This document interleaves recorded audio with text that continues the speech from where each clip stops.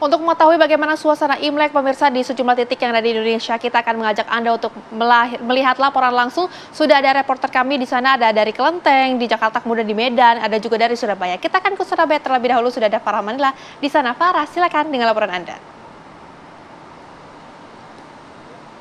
Ya, Rehana, Nadila dan juga pemirsa, jika tadi Anda menyaksikan liputan gambar di Kelenteng Dukuh, saat ini saya sudah bergeser di Kelenteng Sanggar Agung atau Kelenteng Hong Santang yang berlokasi di wilayah Kenjeran, Surabaya. Jadi yang unik pemirsa, ini adalah kelenteng yang berlokasi di tepi pantai, jadi adalah bangunan di atas laut. Sementara situasi perayaan Imlek di sini pemirsa, sejak pagi tadi sampai sekarang ini para umat Tridharma terus berdatangan silih berganti untuk melakukan sembahyang di dalam altar Kelenteng Sanggar Agung. Dan kalau melihat situasi saat ini pemirsa, ini memang sudah mulai turun gerimis begitu ya, namun antusias umat untuk bersembahyang di momen yang spesial ini masih terus terlihat dari ramainya umat yang berada di dalam Kelenteng Sanggar Agung. Sayangnya pemirsa, saya tidak bisa mengabarkan bagaimana situasi dalam altar karena memang sangat penuh sekali oleh umat yang sedang bersembahyang.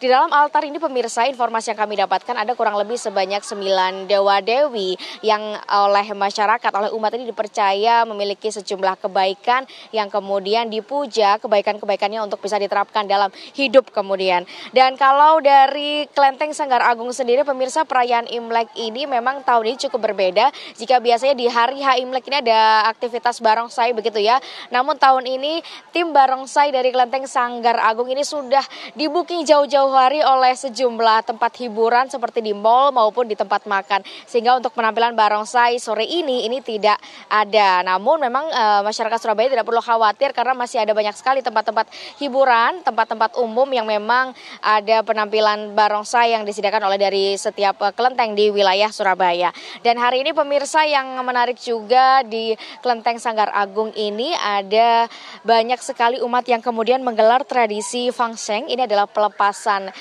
hewan begitu ya, untuk sebagai bentuk pelestarian alam dan juga membiarkan hewan ini untuk yang semula dikekang, terbelenggu kemudian untuk bisa hidup lepas. Mengingat memang lokasi kelenteng ini berada di tepi laut, di dekat dengan hutan bakau dan juga alam bebas, sehingga ini sangat tepat untuk menjalankan atau mengikuti tradisi Fangseng. Biasanya umat yang datang sebelum datang atau sebelum masuk ke kelenteng ini membeli burung begitu pemirsa, yang terkurung gitu ya dalam kandang gitu di luar, yang seharga Rp2.000 kemudian dibeli dan kemudian dilepas liarkan di alam bebas setelah melakukan persembahyangan di dalam altar di dalam Kelenteng Sanggar Agung. Dan pemirsa, perayaan Imlek juga di wilayah Kelenteng Sanggar Agung ini dilakukan sejak tanggal 22 Januari lalu. Ada penyambutan dewa-dewi yang digelar sekaligus menyambut Tahun Baru Imlek. Kemudian ada pembersihan area kelenteng sebelum akhirnya perayaan Imlek digelar hari ini. Dan ke depannya ini juga masih ada banyak sekali tradisi atau perayaan atau upacara yang memang digelar oleh pihak Kelenteng Sanggar Agung seperti Jisen, yaitu menyambut dewa-dewi, kemudian ada Tiangkong, kemudian ada Cap Gomeh yang menandai artinya 15 hari pertama setelah perayaan Imlek.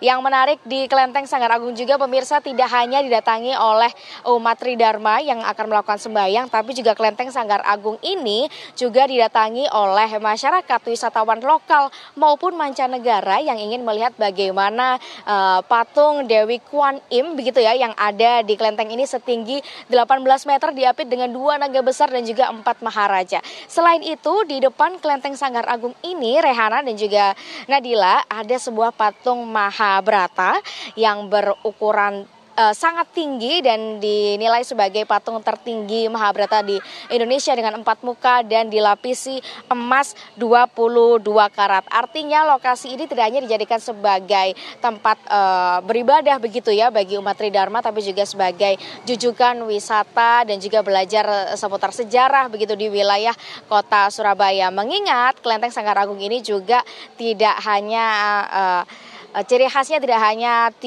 tradisi Tiongkok begitu ya, tapi juga bangunannya ini sangat kental dengan pergabungan multikultural gitu dari berbagai tradisi. Demikian informasi dari wilayah Surabaya. Saya kembalikan ke Rehana dan juga Nadila.